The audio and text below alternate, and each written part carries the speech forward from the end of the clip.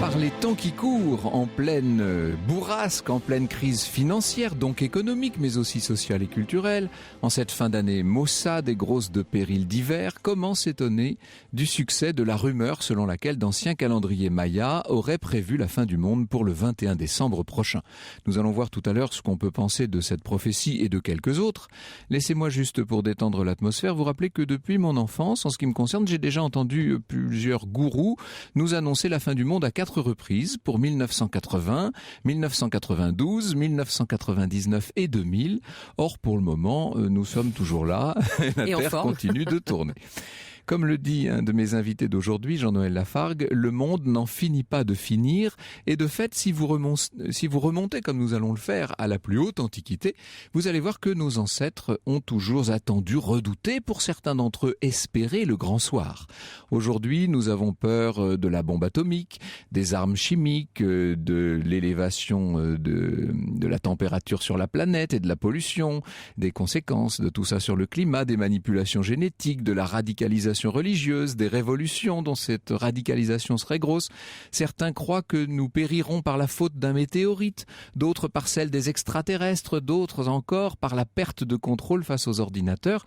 Autrefois, nos aïeux craignaient plutôt la colère du ciel, dispensateur des plaies et des fléaux, des déluges, des séismes et des pestes.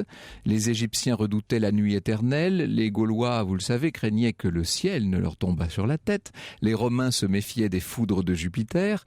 Plus tard, leurs descendants christianisés attendront, remplis d'angoisse, l'apocalypse et le jugement dernier. Tout cela, n'est-ce pas, est si fragile. L'humanité paraît si vulnérable face aux dérèglements naturels ou pas, animés ou pas par le courroux des dieux qui ont tant de raisons, c'est vrai, d'être courroucés. Mon autre invité d'aujourd'hui, Bernard Bourdex, cite le Mexicain Carlos Fuentes. « Il n'est nul mythe de la création qui ne contienne l'annonce de sa destruction », disait Carlos Fuentes il y a quelque temps. Parce que la création se déroule dans le temps, elle paie son existence en usure de temps, et le temps, disait Platon, est l'éternité en mouvement. Les anciens Mexicains inscrivent le temps de l'homme et de sa parole dans une succession de soleils. Le 5e soleil, croyaient les derniers Mexicains avant l'arrivée européenne, le 5e soleil est le nôtre, c'est sous son règne que nous vivons, mais lui aussi disparaîtra un jour, englouti comme le furent les autres par l'eau, le tigre, le feu, le vent. Lui, le 5e soleil, le sera par un élément tout aussi redoutable, le mouvement. Le 5e soleil, le dernier, porte avec lui ce terrible avertissement, le mouvement nous tuera. Ce sont nos peurs que je vous propose d'explorer aujourd'hui, nos peurs et celles de nos devanciers. Elles s'incarnent sous des formes différentes, mais ce qu'il y a de fascinant, peut-être, c'est qu'elles puisent toutes à peu près aux mêmes sources et qu'elles ont bien décidé de ne pas nous lâcher.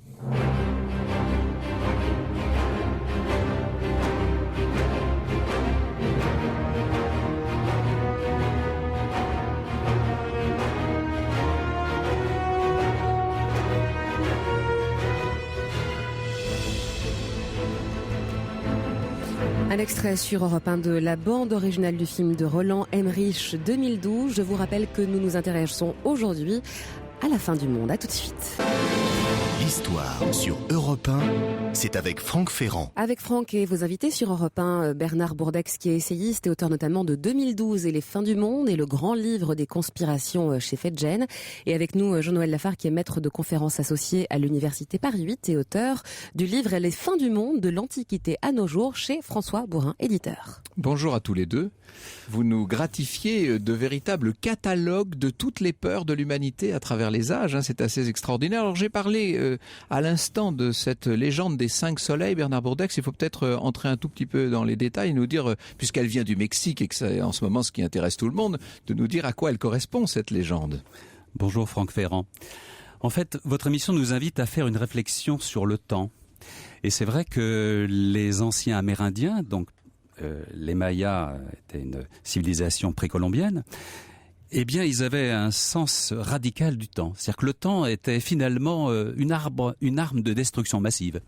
C'est-à-dire qu'on régénérait le monde d'une manière cyclique. Donc le monde était Comme une sorte de respiration permanente, en fait. Oui, par le feu.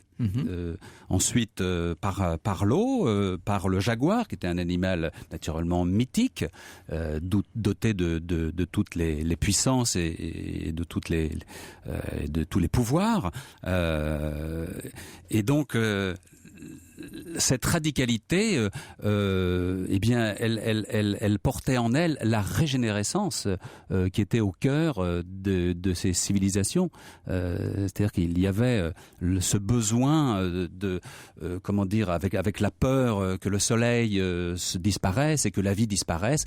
Eh bien, c'est certainement cette radicalité nécessaire je dirais, à ce sentiment de survie et probablement de fragilité dans cette parce qu'ils vivaient dans des conditions enfin la civilisation était brillante mais enfin dans des conditions quand même assez précaires. La mort était toujours là. La mort était très présente, les guerres étaient très présentes bien évidemment. Alors, le 5e soleil dont il parle, ce serait le nôtre ? Eh bien le 5e soleil c'est le nôtre, donc c'est le mouvement, vous en avez parlé tout à l'heure, et c'est vrai que à la lumière de votre présentation avec tous les comment dire tous les périls qui nous guettent, vous en avez égrené quelques-uns, eh bien, c'est vrai que le mouvement, c'est notre monde en mouvement, c'est la planète qui s'épuise à force de notre mouvement, à force d'y puiser les richesses, etc.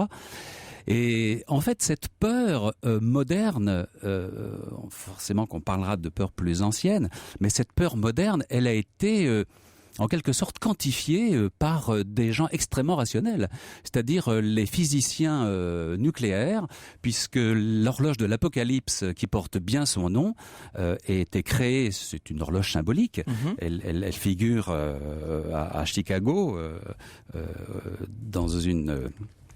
ça s'appelle le Bulletin of the Atomic Scientists, pardon pour l'accent. Donc à Chicago, ce sont donc les physiciens nucléaires qui, au début de la guerre froide, avaient très peur. On était en 48 en l'occurrence, c'est ça ? Oui, 47. 47, mais oui. Donc il y avait eu le traumatisme des 2 bombes sur le Japon, bien évidemment, pour arrêter la guerre. On était en pleine course aux armements atomiques. C'était juste avant la bombe soviétique à l'époque. Et depuis, si vous voulez, eh bien, c'est un cadran, bien évidemment, une horloge. Et puis sur cette horloge, sur les 12 heures, s'égrènent en s'ajoutant, en se complétant, tous les périls. Alors, au départ, il y avait naturellement l'essentiel du cadran qui était occupé par les périls nucléaires. Et puis ensuite, on a rajouté tous les périls. Et puis les périls modernes, eh bien, le réchauffement climatique. Alors depuis 47, cette horloge, elle a été avancée et en quelque sorte reculée, mise à l'heure en fonction de l'avancement de certains périls et puis de leur effacement. Et c'est vrai que le réchauffement climatique, depuis 2007, a fait augmenter de 2 minutes cette horloge vers l'apocalypse. C'est-à-dire que on démarre à midi, on arrive à minuit, et minuit c'est l'apocalypse, et il est actuellement minuit moins 5. Il nous reste 5 minutes, alors il faut aller assez vite. On prend du recul, évidemment, par rapport à toutes ces prédictions. Il est bien évident que l'intention des scientifiques qui ont mis au point cette fameuse horloge, c'est plutôt d'alerter l'opinion. Absolument. Et de faire en sorte que les gens prennent conscience d'un certain nombre de dangers. Il ne s'agit pas de nous dire qu'on va mourir dans 5 minutes. La évidemment. fragilité de nos civilisations. Voilà, c'est ça, exactement. Montrer à quel point tout ça peut être assez fragile. Alors, vous nous dites que ça remonte très loin, ça remonte probablement à la préhistoire, ce qu'on appelle cette eschatologie. L'eschatologie, c'est-à-dire la science de la fin du monde. On n'en sait rien exactement, c'est très difficile à savoir. Ce que l'on sait, c'est que aussi loin qu'on possède des récits, et même si l'on remonte à la Mésopotamie la plus ancienne, eh bien, il y est déjà question de fin du monde, Jean-Noël Lafargue. Ben oui, bien sûr. Donc le premier récit, le plus ancien qu'on connaisse, c'est le fameux poème du super sage Atrahasis, qui a été après fusionné avec l'épopée de Gilgamesh. De Gilgamesh, dont on a parlé ici, qui est l'un des plus vieux récits de l'humanité. Les deux sont aussi vieux, en fait, mais à un moment, l'épopée de Gilgamesh a englobé en fait l'Atrahasis. Oui. Atrahasis. Et donc, c'est une histoire de déluge qui est très intéressante pour plein de raisons, mais qui correspond à un changement de rapport entre les dieux et les hommes, en fait, très important. Il y a exactement la même chose dans la Bible, et pas pour rien, puisque finalement le déluge qui se trouve dans la Genèse est calqué sur le poème du super sage. Et ce déluge, on le retrouve dans toutes les civilisations quasiment, dans tous les plus anciens récits, qu'on aille en Australie, qu'on aille en Chine, on retrouve ce déluge. Sous quelle forme? C'est ce que nous allons voir dans un instant. Europe 1, au cœur de l'histoire. Chers auditeurs, si vous vous interrogez sur la fin du monde, eh bien rassurez-vous, parce que cela fait des millénaires que l'on s'inquiète de cette fin du monde, Franck. Il va bien falloir qu'elle finisse par arriver néanmoins un jour. Alors nous parlions des déluges, je dis bien des déluges, car dans tous les textes sacrés, aussi différents qu'ils puissent être, on retrouve cette notion de déluge originel. Bernard Bourdex. Texte sacré et aussi tradition. Tradition, oui. Vous citiez tout à l'heure le cas australien, si je puis dire. Oui. Il y avait une peuplade aborigène qui imaginait le déluge de la manière suivante. C'était une grenouille, une grosse grenouille qui avait avalé... Gigantesque grenouille. Forcément, qui avait avalé toute l'eau de la création et elle l'a gardée pour elle. Donc il a bien fallu lui faire régurgiter cette eau qui est naturellement si nourricière et si nécessaire à la vie, on le sait bien. Eh bien, c'est une anguille qui s'y est mise, donc elle s'est mise à faire des contorsions devant elle. Ça a eu pour effet de faire éclater de rire la grenouille et l'eau est revenue. Et ça a été le déluge. C'était le déluge, probablement dans une partie aride de l'Australie, puisque, comme on le sait, il y a des parties très très arides en Australie. On retrouve également ce mythe fondateur en Chine, par exemple. Oui, alors, écoutez, il y a un dieu le dieu de l'eau qui s'est battu avec le dieu du feu, et ça a eu pour effet finalement de mettre de travers la Voie lactée, de faire ressurgir les fleuves, les rivières. Enfin, ça a eu un effet tout à fait bénéfique. En l'occurrence, c'est dans le livre du maître Huainan qui s'appelle Liuan que l'on trouve donc ce récit. C'est une petite province, pas très très loin de Pékin, à l'est de la Chine. Mais ça n'appartient pas à une grande tradition, hein, c'est probablement très localisé. Alors le déluge, c'est un des aspects, mais d'une façon plus générale, tous les grands récits traditionnels s'intéressent à la fin des temps. C'est ça l'idée en quelque sorte. Et cette fin des temps, alors on la retrouve vraiment partout. On pourrait prendre par exemple le cas des mythologies scandinaves. Hein, les plus vieilles sagas nous racontent qu'un jour tout s'achèvera en quelque sorte. Tout à fait. Donc c'est le Ragnarök, ça doit se dire comme ça à peu près. Le Ragnarök, oui. Donc qui est le mythe de la fin des temps.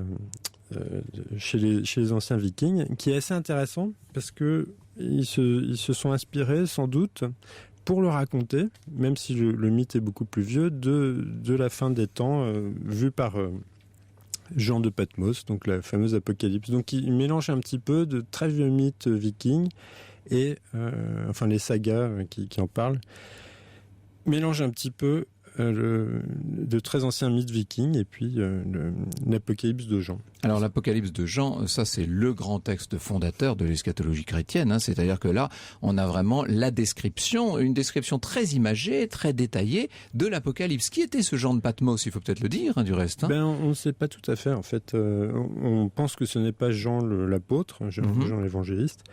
Donc on ne sait pas tout à fait. C'est une sorte d'ermite qui vivait dans une semi-grotte sur l'île de Patmos en Grèce. C'est plutôt quelqu'un de très important dans la religion des premiers chrétiens, qui ne s'appelait pas encore chrétien à l'époque, qui a été exilé pour une raison qu'on ne connaît pas et qui écrit une lettre aux 7 églises d'Orient, donc 7 églises qui se trouvent en fait dans l'actuelle Turquie, qui sont des lettres assez étonnantes, un petit peu insultantes en fait, qui distribuent les bons et les mauvais points, qui sont les bons et les mauvais suiveurs de Jésus, et qui racontent une vision incroyable, qui est en fait une vision que Jésus a reçue, a transmise à un ange, qui la transmet lui-même à Jean de Patmos. Voilà. Et donc c'est l'Apocalypse, quoi.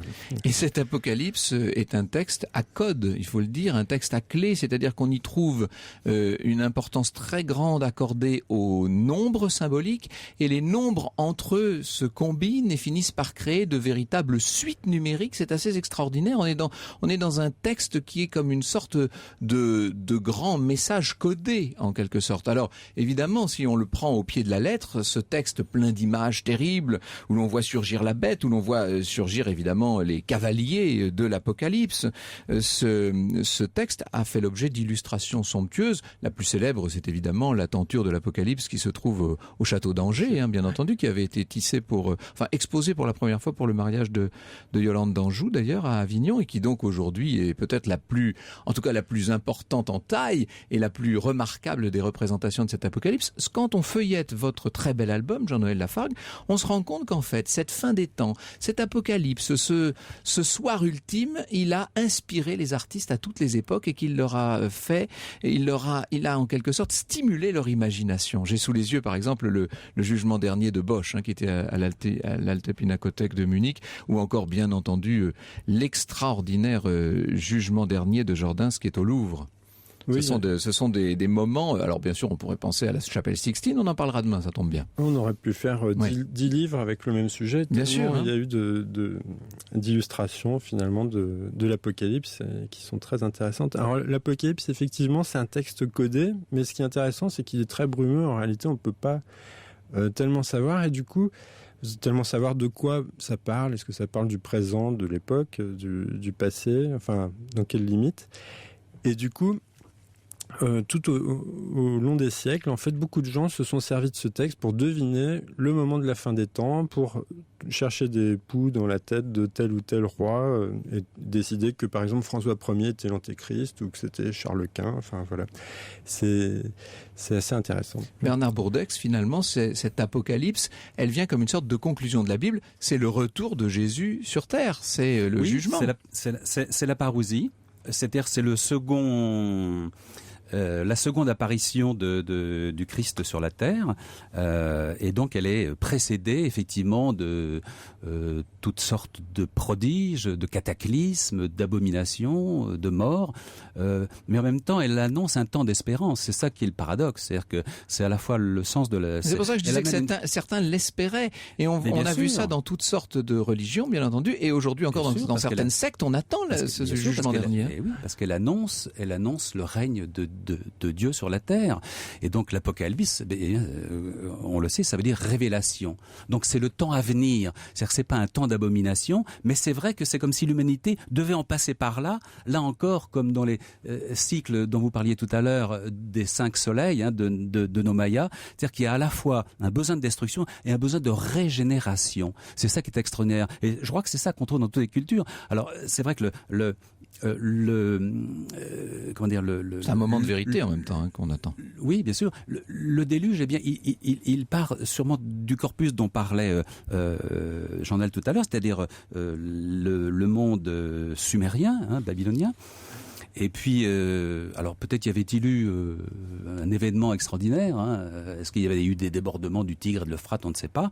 Et c'est vrai qu'ensuite le monde hellénistique s'est emparé de tout cela. Et puis, eh bien, c'est vrai que puisque réfléchir sur le temps, c'est aussi réfléchir sur le temps que Dieu donne aux hommes. Donc l'Apocalypse, eh bien, c'est un temps borné aussi. Voilà, Dieu, à un moment donné, en tout cas dans les religions abrahamiques, donc dites religions révélées, eh bien, ce temps, eh bien, il est borné. Voilà. On va venir dans un instant sur un certain nombre de prophètes et de prophéties, et moi-même, je vais vous raconter l'histoire de la prophétie de Saint Malachie. Au cœur de l'histoire sur Europe 1, le récit de Franck Ferrand. Avec un récit de Franck qui revient donc maintenant sur la prophétie de Saint Malachie. Alors, à quoi ressemble-t-elle formellement cette prophétie? À une liste de devises en latin. Tout simplement, 111 courtes devises de 2 ou 3 mots qui sont censées définir chaque pape entre 1143, l'époque de Saint Malachie, et la fin des temps, en tout cas, plus exactement, la fin des temps apostoliques, c'est-à-dire la fin de la papauté, pour tout dire. Des exemples parmi les premiers de la liste. La première devise, du château du Tibre et Castro Tibéris, c'était Célestin II, qui effectivement était issu de Città del Castello, qui venait du Tibre. Deuxième devise, l'ennemi chassé, inimicus expulsus, pour le pape Lucius II. Mais le nom de famille de ce pape, c'était Caccia Nemicis, qui veut dire en italien chasser les ennemis. Vous voyez ça. Alors le troisième de la grandeur du mont et de magnitudine montis pour Eugène III, qui était né effectivement à Grandmont, etc. Alors je continue pas cette liste plus loin, on va y revenir, notamment pour étudier les devises des papes les plus récents et voir quelle est la devise du pape actuel. Simplement, j'insiste sur cette particularité incroyable. Habituellement, les souverains reçoivent leur surnom historique après leur mort. Vous savez, on dit Philippe IV le Bel, Louis X le Hutin, etc. Eh bien, dans le cas des papes, il semble que ce surnom ait été fixé à l'avance comme de toute éternité. C'est tout le mystère de cette prophétie des papes. Alors, question, d'où sort-elle cette liste? Quand est-elle apparue? Pas du tout du temps de Saint Malachie au XIIe siècle, seulement 4 siècles et demi plus tard. Nous sommes en 1590, dans l'époque où la papauté est extrêmement troublée, en pleine Renaissance. Le pape Urbain VII vient de mourir après moins d'1 an de règne. Les cardinaux se réunissent pour lui donner un successeur. Et là, soudain, juste avant qu'on donne le tour de clé, vous savez, conclave, ça veut dire cum clave, sous la clé, juste avant que les cardinaux soient isolés, surgit un moine bénédictin qui vient du Mont Cassin, qui s'appelle Arnold de Vion, et qui prétend avoir déniché une vieille prophétie qu'il attribue donc à Saint Malachie et qui est censée désigner d'elle-même le prochain souverain pontife. Alors, ce qu'il faut dire, c'est que à l'époque, les papes ne règnent pas seulement spirituellement, mais aussi temporellement. Vous savez que pour une famille, il est extrêmement important de voir un de ses membres devenir pape. Les cardinaux en sont très conscients, ils se méfient de toutes les manipulations possibles. C'est donc d'un air très circonspect qu'ils examinent cette fameuse liste de 111 devises que leur présente Arnold de Vion. Bien sûr, les 74 premières devises paraissent correspondre trait pour trait aux différents papes élus. Vous me direz, ça c'est pas très compliqué, parce que a posteriori, il est très facile de faire des devises. Les cardinaux se posent bien sûr la question, quelle est la 75e devise? Eh bien, c'est celle-ci, De Antiquitate Urbis, de la ville très ancienne. Tous les regards se tournent vers le cardinal Simoncelli. En effet, ce cardinal se trouve être originaire d'Orvieto, l'Urbs Vetus, la vieille ville. L'affaire paraît cousue de fil blanc, surtout quand on apprend que Monseigneur Simoncelli connaît le bénédictin du Mont Cassin et qu'il a même parrainé lui-même ses travaux. Non, décidément, la ficelle est un peu grosse. Le conclave s'empresse d'élire un autre candidat qui sera l'archevêque de Milan. Sur le coup, personne n'a fait remarquer aux éminents prélats que Milan a été fondé dès le VIe siècle avant Jésus-Christ et que c'était bien l'une des cités les plus antiques d'Europe. Et que dès lors, la 75e devise convenait à peu près aussi bien au cardinal milanais qu'on venait d'élire. En attendant, le pauvre Arnold de Vion en aura été pour ses frais. Il n'a plus qu'à rempocher sa belle prophétie et à regagner son Mont Cassin, où il va poursuivre ses travaux d'érudition. Ne le lâchons pas trop vite, ce moine, parce que ce qu'il faut dire, c'est que son attitude, à la suite de sa déconvenue, est très intéressante. Je pense que vous serez d'accord avec moi pour dire que si le bénédictin avait fabriqué la liste de toutes pièces en vue de faire élire Simoncelli, comme on l'a si souvent dit, son échec aurait dû sonner le glas de l'affaire, on n'aurait plus jamais entendu parler de la prophétie. Mais c'est pas du tout ce qui se passe. Au lieu d'oublier ces 111 devises latines, Arnold de Vion n'a rien de plus pressé que de les faire imprimer dès 1595 à Venise dans un ouvrage sur les évêques bénédictins, dont était Saint Malachie du reste. Juste une parenthèse pour évoquer ce personnage, cet Irlandais, Saint Malachie. Il a donc vécu en Irlande au XIIe siècle. Il était primat d'Irlande à 39 ans, légat pontifical à 48. Il a été canonisé dès 1190. C'était un homme féru d'astrologie dont il faut savoir qu'il était très versé dans l'occultisme. C'est donc ce saint irlandais incontestable qu'Arnold de Vion désigne comme le père de sa vieille prophétie. Il écrit même en préambule de la liste qu'il va faire publier: « Je connais de Malachie au singulier certaines prophéties sur les souverains pontifes, comme elles n'avaient jamais été imprimées, je la reproduis ici. » C'est très important cette publication, parce que ça veut dire que à partir de 1595, la prophétie est fixée et que chacun va pouvoir constater si oui ou non les devises qui se succèdent correspondent aux différents papes. Et évidemment, ça devient assez intéressant cette affaire. On peut comparer les prophéties, on va y revenir tout à l'heure. Les papes eux-mêmes finissent par s'y référer et l'on voit certains papes qui adoptent officieusement leur devise malachienne et qui vont la faire figurer sur des médailles à leur effigie. Certains, il est vrai, font remarquer qu'Arnold de Vion n'a pas pris la peine d'indiquer d'où vient cette prophétie, d'où il l'a trouvée. Mais à la limite, s'il ne donne pas l'origine de la prophétie, ça veut dire qu'il ne s'est pas non plus donné le mal de faire croire qu'elle venait de quelque part en particulier. Parmi les adversaires posthumes d'Arnold de Vion, le plus virulent, c'est un jésuite français, le père Ménestrier, qui en 1689 publie une réfutation de la prophétie des papes. Alors pour Ménestrier, il y a plusieurs arguments qui plaident totalement contre Saint Malachie. Le premier argument, c'est celui du silence. Pourquoi est-ce que pendant 4 siècles et demi, on n'a pas du tout parlé de la prophétie? Le deuxième argument, c'est celui des antipapes, puisqu'en l'occurrence, les antipapes ont été compris par Saint Malachie dans sa liste, alors ils sont 10 au total, et tous les 10 ont été réfutés par l'Église catholique. Et puis le troisième argument, c'est celui de la rupture dans l'inspiration des devises, parce que c'est vrai que les devises sont d'une très grande clarté et précision jusqu'à Grégoire XIV, et puis à partir du moment où la prophétie annonce les nouveaux papes, ceux qui n'avaient pas encore été élus au moment où les présente Arnold, à partir de ce moment-là, c'est vrai que les devises sont nettement plus fumeuses, difficiles à interpréter. Donc pour le père jésuite, il n'y a aucun doute, c'est une supercherie. Et cette prophétie n'avait pour but que de faire élire Simone Shelley. Mais on se dit, admettons, mais si Arnold de Vion lui-même était l'auteur de la prophétie, si lui-même avait inventé cette histoire de Saint Malachie pour faire passer ses propres prophéties, ce qui évidemment, dans l'exercice du magistère qui était le sien, n'aurait pas été bien vu.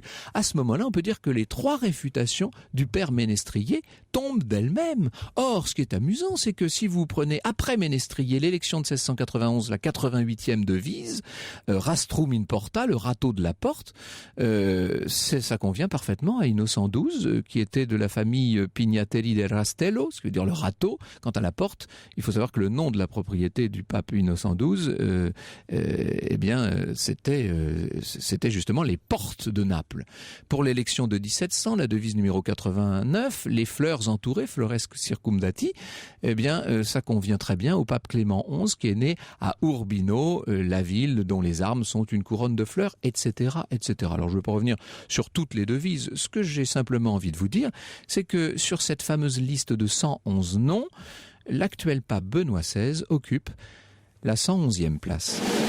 Au cœur de l'histoire revient dans un instant sur Europe 1. Europe 1. Le récit de Franck Ferrand. Un récit qui nous plonge sur Europe 1 au cœur de la prophétie de Saint Malachie. Alors, je vous fais grâce de toutes les prophéties, mais je vais quand même vous donner les devises des derniers papes. Donc Pie XII, qui était le 106e pape, Pastor Angelicus, c'est-à-dire le pasteur angélique, ce qui effectivement peut convenir à Pie XII, mais alors là, ça nous entraînerait évidemment sur un très vaste débat qui est d'une autre nature.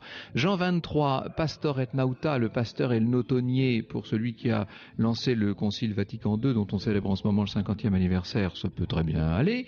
Paul VI, Flos Florum, la fleur des fleurs. Paul VI était originaire de Florence, après tout, dont la devise est précisément la fleur des fleurs. Jean-Paul Ier, alors là c'est assez étonnant, De Medictate Lunae, c'est-à-dire de la moitié d'une lune. Or, le pape Jean-Paul Ier a régné 23 jours, c'est-à-dire un demi-cycle lunaire. Jean-Paul II, De Labore Solis, de la course du soleil, pour un pape qui venant de l'Est a régné, a rayonné, pourquoi pas. Et puis l'actuel pape, donc le 111e, De Gloria Olivae, de la gloire de l'olivier pour Benoît XVI. Est-ce que on peut se faire confiance à cette prédiction, à cette prophétie prétendument, en tout cas c'est ce qu'il affirmait, sortie par Arnold de Vion? Et si c'est le cas, faut-il admettre que Benoît XVI serait le dernier des papes de la liste et qu'après ce serait la fin des temps apostoliques? Vous voyez que cette émission qui commençait sur un mode très souriant va finir par vous faire vraiment peur.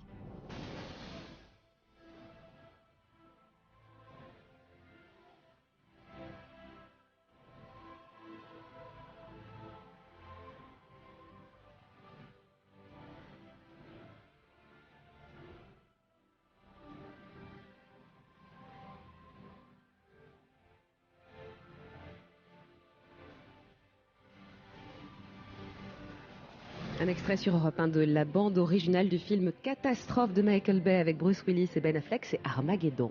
Eh oui, Armageddon qui est la bataille finale de l'Apocalypse, précisément. Alors, vous n'y croyez pas du tout, vous, Bernard Bourdex, à cette prophétie des papes, disons-le clairement. Et de là où je suis actuellement, je ne me fais aucune opinion, mais c'est vrai que je suis très troublé par tout ce que vous venez de dire, forcément, Franck Ferrand. Alors, est-ce que ça n'est pas, après tout, le propre même d'une prophétie, Jean-Noël Lafargue, que d'être assez flou et en même temps assez inquiétante pour être valide quoi qu'il advienne. Bien sûr, il faut toujours que ce soit assez évasif pour que, si on a envie d'y croire, on arrive à trouver un chemin. Vous l'avez bien montré, on peut toujours trouver. Et puis là, la liste est finie, donc il y a un moment, il y a un dernier pape, et là, c'est la fin du monde, donc c'est censé être ça, en fait, le début de l'Apocalypse. Vous qui, l'un comme l'autre, je ne sais pas qui va répondre à la question, c'est celui qui veut, mais vous qui, l'un comme l'autre, avez énormément travaillé sur toutes ces prophéties, toutes ces apocalypses annoncées, tous ces récits de fin du monde, est-ce que on peut dire aujourd'hui, ou est-ce que c'est une légende, une rumeur, qu'il y a une coïncidence, une concordance de pas mal de prophéties pour les temps qui nous attendent à brève échéance? Concordance, certes, mais peut-être que cette concordance est due aussi à la multiplicité et donc à l'interconnexion des réseaux d'information, que ce soit les médias au sens le plus complet du terme, réseaux sociaux qui relayent à l'envi les informations.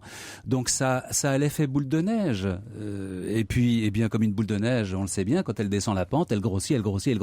Et puis c'est devenu, comme vous l'aviez dit dans le lancement de l'émission, une énorme rumeur. Alors, on aurait pu croire que les religions monothéistes seraient moins prophétiques. Il n'en est strictement rien, puisque on vient de voir ce qu'il en est de l'Ancien et du Nouveau Testament avec l'Apocalypse de Jean de Patmos. Et finalement, dans l'islam, dans la religion musulmane, il y a également une vision apocalyptique. Oui, qui est même très très importante en fait dans l'islam.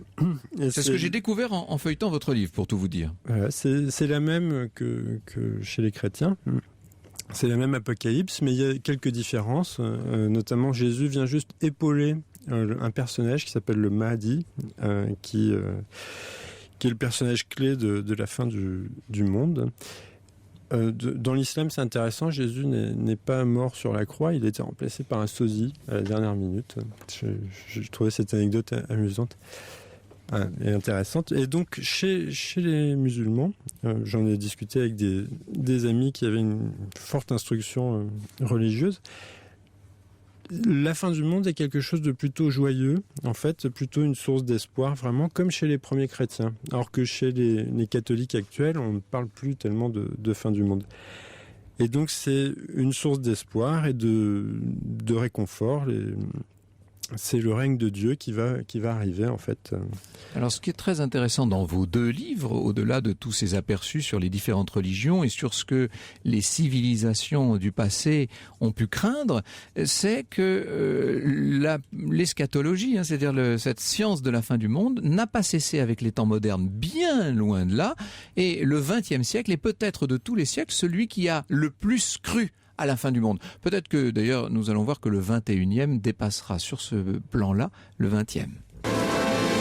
L'histoire sur Europe 1, c'est avec Franck Ferrand. Pour la fin du monde, prends ta valise et va là-haut sur la montagne, on t'attend. Laisse tes bijoux, tes machines à sous. Pour la fin du monde, pas besoin d'argent. Mon avion, mon képi, laisse-les là. Ma canne et mon fusil, laisse-les aussi, mon vieux tant pis. Gérard Palapra sur Europe 1 pour la fin du monde, et il y a de nombreuses réactions qui nous arrivent très aujourd'hui. nombreuses. Alors un petit aperçu, Rémi me dit que les Gaulois ne craignaient pas du tout que le ciel leur tombe sur la tête. En fait, ils craignaient simplement, nous précise-t-il, qu'au moment du solstice d'hiver, le soleil ne remonte plus. Merci pour cette précision, Rémi. Et puis alors beaucoup de messages sur Facebook. Françoise nous dit qu'elle apprend plein de choses, eh bien tant mieux. Stéphanie nous dit la fin du monde, alors il n'y aura plus d'émissions, c'est trop cruel. Vous voyez comme les auditeurs prennent ça au sérieux. Je suis près de New York, nous dit Alix, et je peux vous assurer qu'on a vraiment peur que le ciel nous tombe sur la tête. Et Sophie, qui nous précise que cette mémoire des déluges vient sans doute de faits réels survenus dans les temps immémoriaux, inversion de pôle magnétique ou chute d'un météore, etc. Effectivement, il y a toujours dans les textes les plus anciens une source, une origine souvent naturelle. Et puis, Guillaume dit le moment est peut-être venu de rappeler que les Mayas n'ont finalement pas prévu la fin fins du monde pour 2012, étant donné qu'on aurait retrouvé un autre calendrier dont les dates continuent bien après notre année en cours. Alors, pour nous faire une idée très précise de cette affaire, j'ai demandé à un grand spécialiste de la question, qui est professeur émérite à la Sorbonne, Éric Taladoire, auteur d'un très beau livre sur les 3 codex Maya, publié chez Ballan, manuscrit sacré d'une civilisation disparue. Je lui ai demandé de s'éclipser quelques instants d'une soutenance de thèse pour venir nous donner son point de vue sur la question. Bonjour Éric Taladoire. Bonjour. Merci beaucoup d'être avec nous. Alors, je vous en prie. Soyons clairs une fois pour toutes, vous qui êtes le grand maître de cette affaire, il n'y a pas de souci à se faire sur cette affaire de calendrier Maya. Il n'y a aucun souci à se faire. C'est un montage complètement artificiel qui s'est diffusé, entre autres, par Internet. Mais les Mayas ne prévoient que la fin d'un cycle, comme nous avons, nous, des cycles de semaines, de mois, d'années, de siècles, etc. C'est la fin d'un cycle qui va arriver effectivement le 21, le 22 ou le 23 décembre, parce que il y a encore des problèmes de corrélation de détails, et qui devrait annoncer tout simplement le début d'un nouveau cycle qui commencera le jour suivant. Comment expliquer qu'on se soit comme ça d'un seul coup jeté littéralement sur ce calendrier Maya et qu'on en ait fait l'événement que vous connaissez, puisque tout le monde ne parle à peu près que de ça sur la planète entière? Alors, d'abord, on n'en parle pas autant que ça. Un peu moins peut-être, un petit peu moins maintenant. Beaucoup de pays, ils sont totalement indifférents, mais en tout cas, c'est un montage, comme je vous l'ai dit tout à l'heure, tout à fait artificiel, qui s'est créé aux États-Unis il y a donc une vingtaine d'années à peu près, et qui ne correspond absolument pas à un fait établi, c'est-à-dire que pourquoi est-ce qu'on s'est jeté là-dessus? Tout simplement parce que les fins du monde antérieurement prévues pour 2000, 2001, 2002, 2003, 2004, etc. ont totalement échoué. Donc, on a retrouvé une nouvelle date et on en retrouvera probablement une autre l'année prochaine. Alors, on possède de nombreux codex Maya. Il y en a 3 que vous nous présentez, là. Donc, celui de Dresde, celui de Madrid et celui de Paris. Aucun n'est tout à fait complet, du reste, hein. Aucun n'est tout à fait complet et on ne dispose que de 3 codex attestés. Un quatrième est discuté. Cela étant, on ne dispose que de 3 codex Maya, mais il y a des centaines d'autres documents mexicains ou de Mésoamérique qui correspondent à d'autres civilisations. Mais pour les Mayas, nous n'avons que ces 3-là. Merci beaucoup, Éric Taladoire. Les 3 codex Maya, c'est le titre de ce très bel ouvrage si richement illustré paru chez Ballan et que chacun pourra feuilleter tranquillement après le 21 décembre prochain. C'est très rassurant ce qu'on vient d'entendre, Bernard Bourdex. Absolument, mais je partage totalement l'avis d'Éric Taladoire. C'est un montage intellectuel. Enfin bon, si on dit montage, j'entends bien la formulation. Il n'y a pas, je dirais, de plan ourdi derrière tout cela. Comment est-ce qu'un phénomène comme cela prend, en quelque sorte, comment la mayonnaise, si je puis dire, prend, ça c'est un peu mystérieux. Bon, c'est vrai que l'époque est troublée, difficile. L'Internet permet effectivement de faire diffuser de l'information, surtout de dupliquer à l'infini, même sans vérifier, bien évidemment.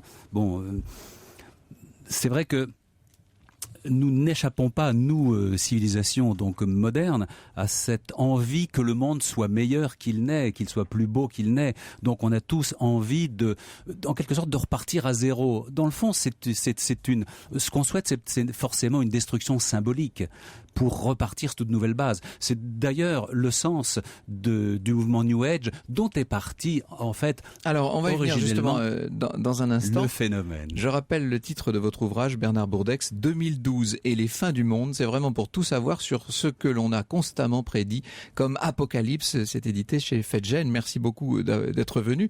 Et alors, ce très bel album entièrement illustré de Jean-Noël Lafargue, publié chez François Bourin, avec beaucoup d'œuvres d'art qui représentent et qui viennent comment pourrais-je dire, en regard des grands textes que vous citez, et dont les derniers chapitres, je disais, sont loin d'être les moins intéressants, c'est moins qu'on puisse dire. On se rend compte qu'au 19e et au 20e siècle, siècle, les peurs ont été nombreuses et véhiculées notamment par le roman, par le cinéma aussi. Hein. Par le cinéma, bien sûr, et par d'autres médias comme le jeu vidéo, par exemple. Et oui, maintenant, bien sûr.